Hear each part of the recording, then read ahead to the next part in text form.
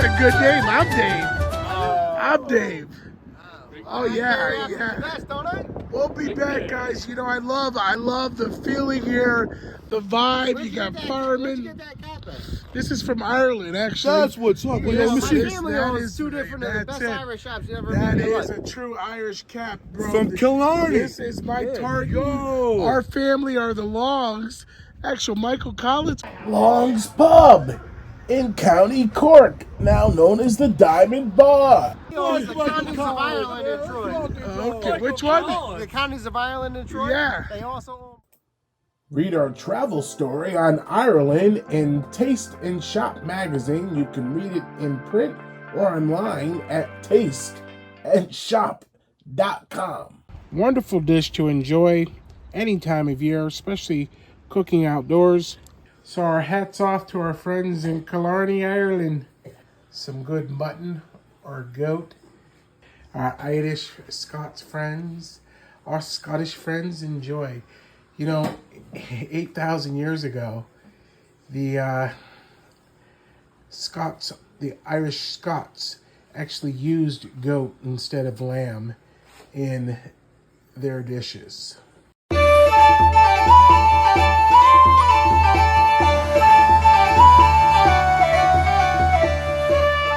Whether it's for St. Paddy's Day or Easter, goat or mutton needs to be brined in the sink with fresh squeezed lime juice and kosher salt. Give a liberal amount of kosher salt over your meat. Then what you want to do is take your tap water and run that right on the side. You're going to fill that right up and let that meat brine and get all the blood, the impurities out of that. Let that brine and soak for about a half hour to an hour.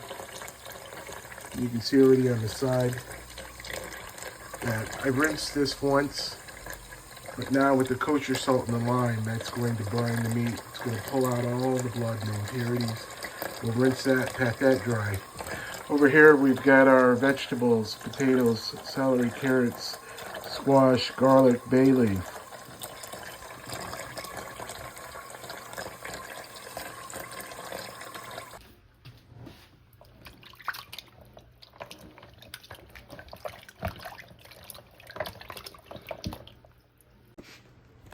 All right, I want to show you how clean. I gave this one rinse. Look how clean the meat is here.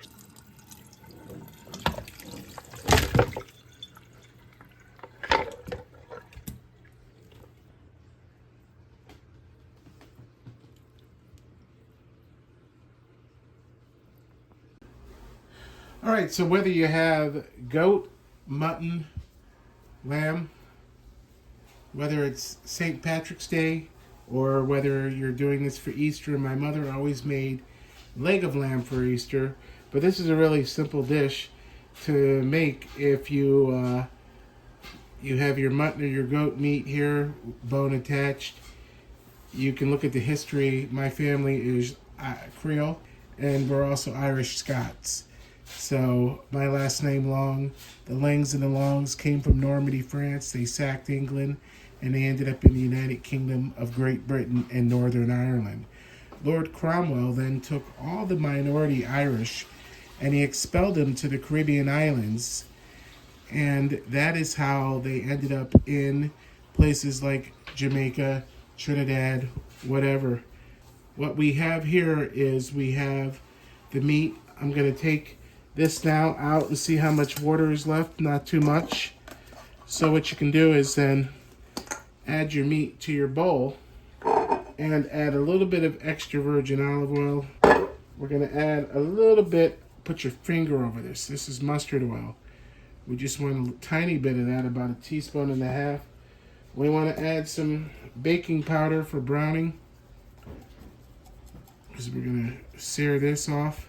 You don't want to use any of this cane sugar right now, because if you brown if you brown the goat meat with that, what will happen is you will have a big problem with it burning. So if we take a little bit of the granulated garlic, get that in there, about a tablespoon, pink Himalaya salt,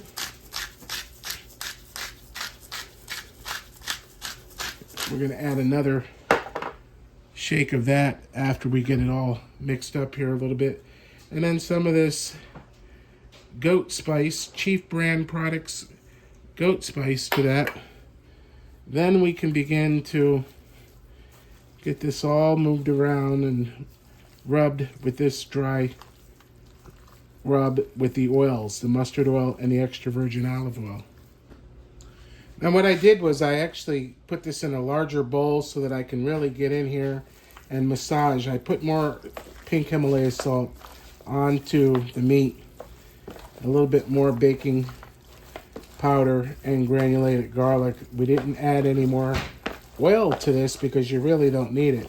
But I really like to massage the meat and massage the spice into the meat because this is going to sit at room temperature for an hour. Two reasons for that are, one, we want to make sure that the marinade, the dry rub, penetrates the meat. The second reason is this is still a little bit cold, the meat, even though it's been drained, it's been washed. I want this to be more at room temperature, so I'm going to spread it out so that when I begin to brown it in batches, it actually browns. If it's cold, it will not brown. And if I do this in the cast iron skillet, which I'm going to do before I add it to the crock pot or take it outside to finish, I'm going to brown this in batches in the cast iron skillet, cast iron kettle. Alexa, set a timer for 1 hour. 1 hour, starting now.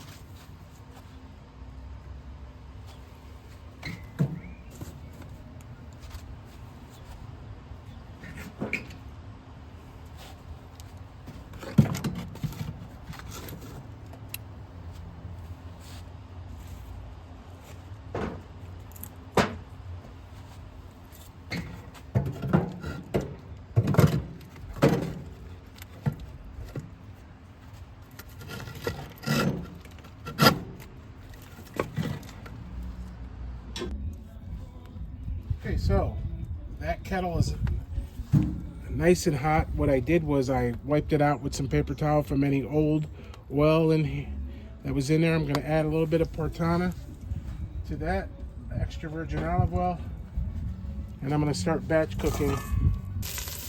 What I can do is just take a bunch with my hand and add just enough to cover the bottom. You're going to have to keep changing your gloves, but if you get just enough to cover the bottom, and you can brown it on all sides very quickly and move it out to a clean bowl. Over this open fire, what you can do is move this up closer so you don't get flames on your hands and get the meat out so nice and brown.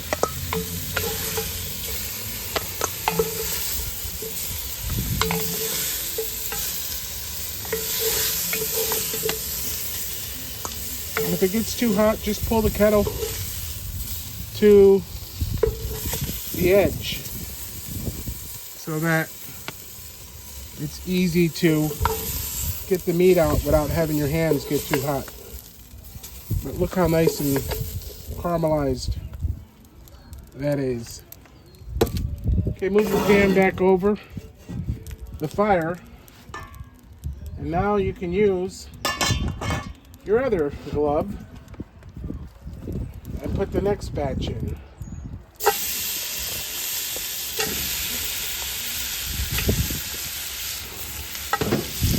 We're going to do this meat in 3 batches so it browns nicely without overcrowding the pan. If you overcrowd the pan, what happens is instead of browning, your meat will steam and not have a nice color to it. As you can see there in the pan.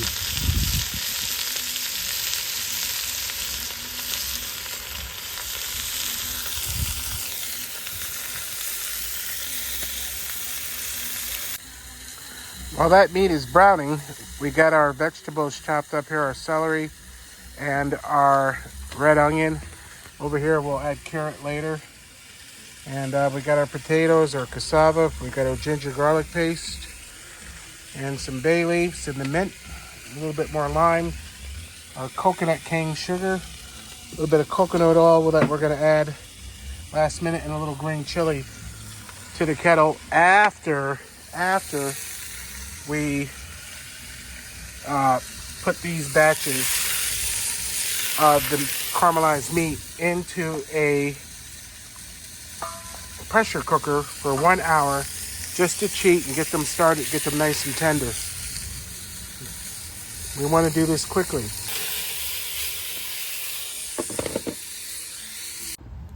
Okay, so when your meat is nice and brown, you have the fire has died down a little bit, so this is perfect temperature for adding a little bit more oil to the kettle.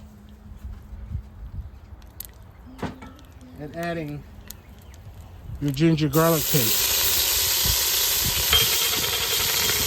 Put the ginger garlic paste in there, and to keep it from burning, what you want to do is immediately add your mirepoix vegetables and your bay leaves. You're not going to add the scallions until last. Obviously, they'll overcook. But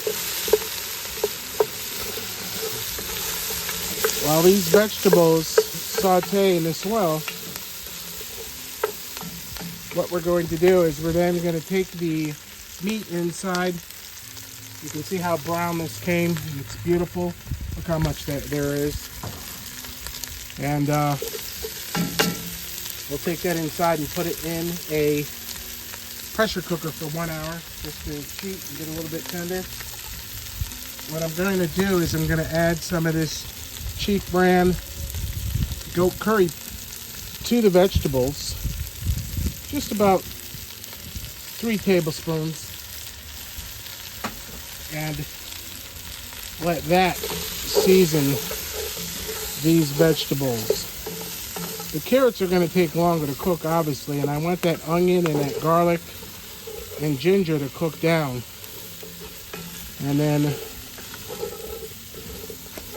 once I know that the onion is a little bit translucent, I'm going to add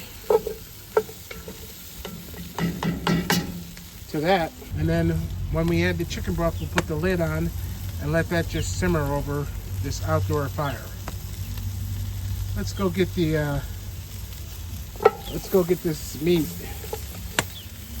into our pressure cooker for an hour. Okay, so we got that in there. What I left out is a couple pieces, and why I want to just finish cooking them in a pan real quickly, and I want to taste them for seasoning before I finish off this curry goat outside over the open fire. I'm going to take some of this coconut oil and microwave it just to loosen it up and make it liquid so we can put that in our kettle outdoors. Let's go grill this off, finish it off, make sure it's medium, and taste it for flavor. It will not be tender, but we'll know if the marinade worked after an hour and a half.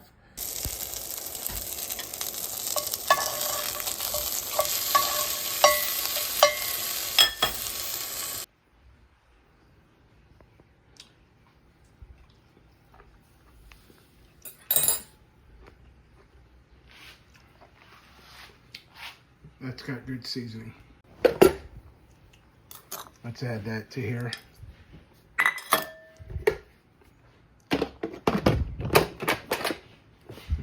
Make sure your valve is closed, your pressure valve on your pressure cooker. The vegetables and most of the ingredients that you see here, I picked up at Farmers India Market, Nicole's Plaza in Colony. We'll throw these. We got tons of wild animals. We'll throw them to the wild and let our wild animals enjoy those vegetables. Get these scallions ready now. Love these sliding cutting boards. This green chili, I picked this up at Farmer's India Market. And all these vegetables. Okay, you can see we have a nice low fire there. So what we're going to add is a little bit of this coconut oil to the kettle. About a tablespoon of that. You see that gives it a nice little season. We're going to add some coconut palm sugar. About a tablespoon of that. You see, you're adding this now because we didn't add it to our goat. We didn't want the goat to burn. We're going to add a little bit of this green chili. About a tablespoon. Green chili sauce. Going to add our bay leaves. We're going to put 3 of these in. We're going to add our fresh mint. And what I recommend with the fresh mint is take the stalks off and then bruise it. Add that into there. Give a little squeeze extra of lime juice. Instead of red wine vinegar, we're making curry. Our Irish Scots outdoor goat curry, and we're going to add the stock to that. You can see I've got a little bit of that better than bouillon broth, and we're going to let this all simmer in here.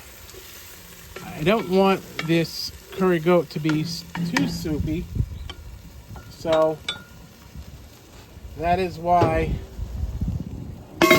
I'm only using a little bit of volume between here, and then we'll bring out the goat from the crock pot after 1 hour, and we'll add that to there, and we'll clean up.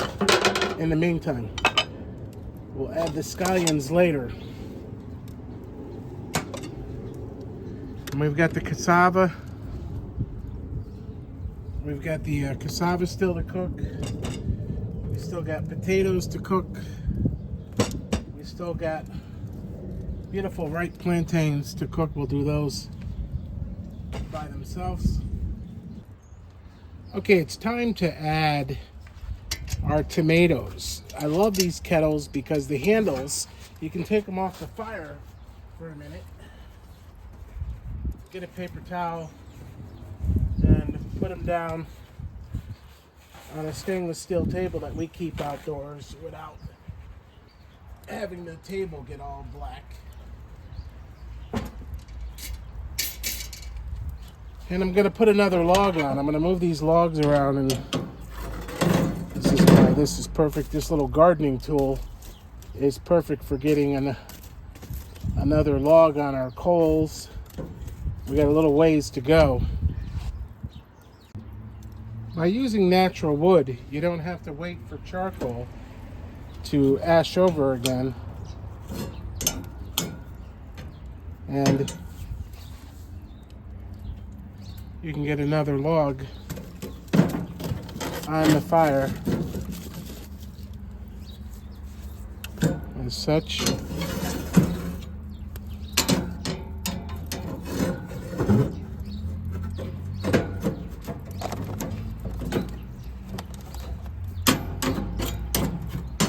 Get your kettle back on.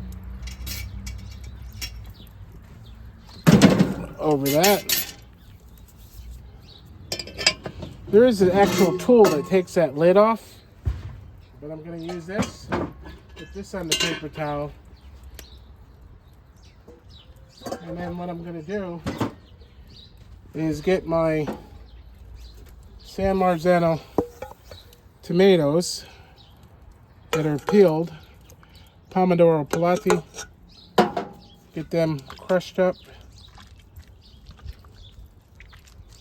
And they don't have to be too crushed because, again, you're making a Caribbean goat curry over an open fire.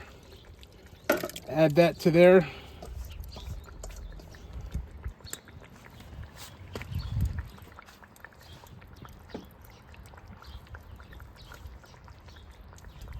what I'm going to do is I'm going to add about a tablespoon more of the Chief brand, 2 tablespoons. Let's do 2 tablespoons of the Chief brand of duck and or goat curry powder.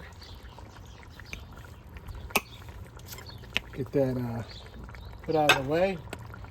At this point, I'm going to add half of these scallions because they're going to give flavor.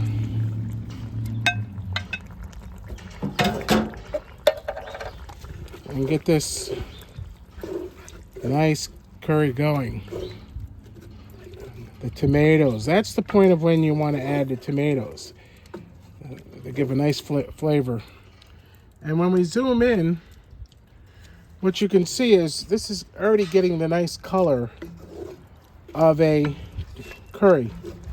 And when the goat is done after an hour in the pressure cooker, we're going to take that goat meat that will be nice and tender and its juices straight from the pressure cooker, add it to this kettle, and let it simmer for another 10 to 15 minutes. Add the rest of these scallions, and you have curry goat in honor of our Irish Scots folks in the Caribbean and celebrating this time of year.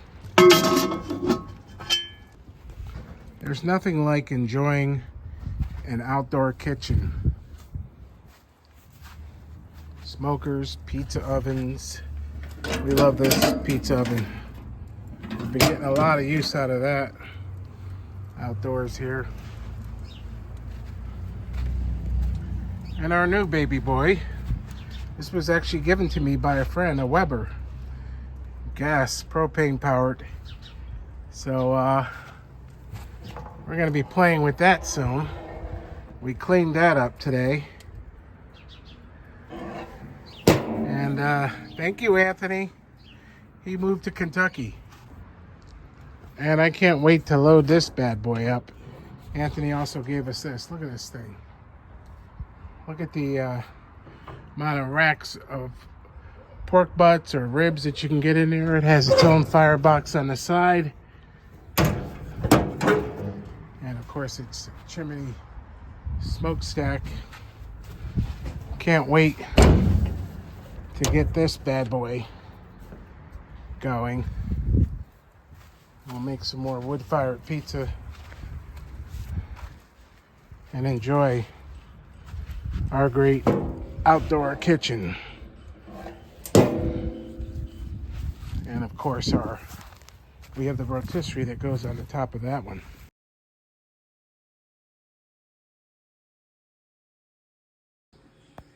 Okay, so it's been over an hour here.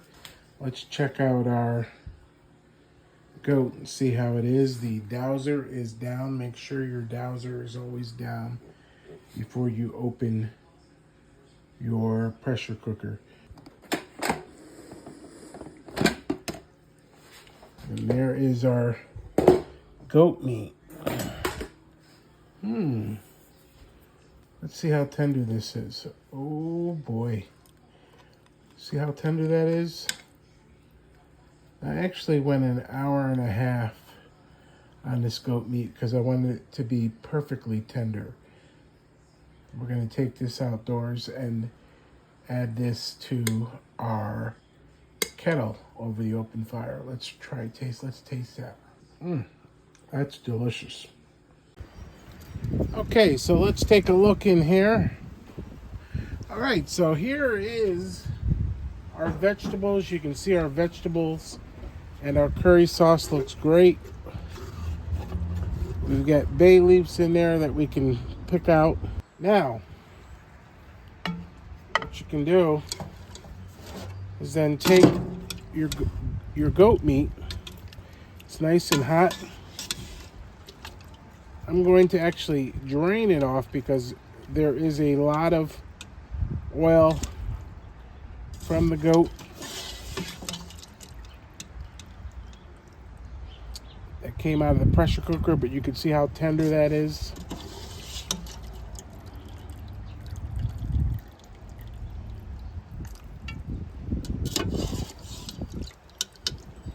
Get it all that out into our kettle. We're going to add the rest of these scallions to this.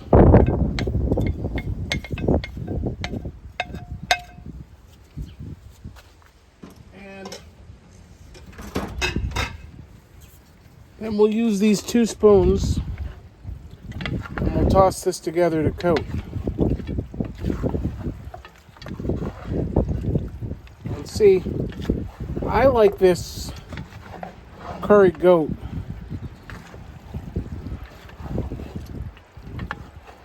not to be too soupy, because if you have it as a meat dish, as a substitute for your leg of lamb or your mutton,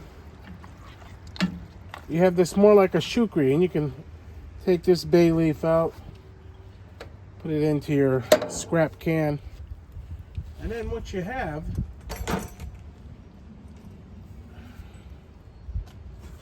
is you have your goat. You can plate that up, and you got a nice healthy portion of good curry goat with your scallions all in there, nice and hot, ready to eat. I'm gonna move this and put this right here. I want to show you a couple of spices. I normally prefer to use this curry powder when making curry bolst, but instead today what I used was this cheap brand of duck and goat curry powder, the Chief brand product, and you can always keep the rest in a mason jar.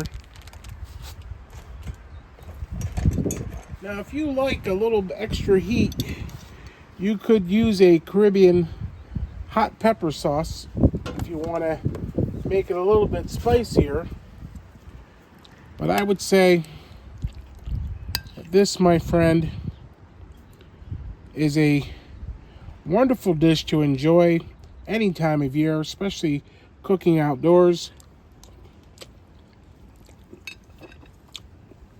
And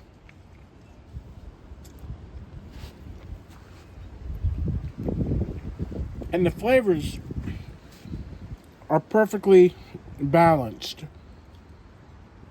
So there you have it. Curry goat, folks, done over an open fire. We cheated a little bit by putting the goat in a pressure cooker to make sure it was extra tender to quickly do this dish instead of spending hours and hours waiting to have some good tender curry goat.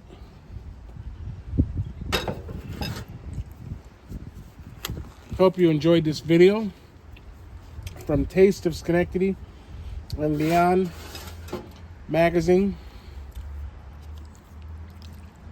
tasteandshop.com.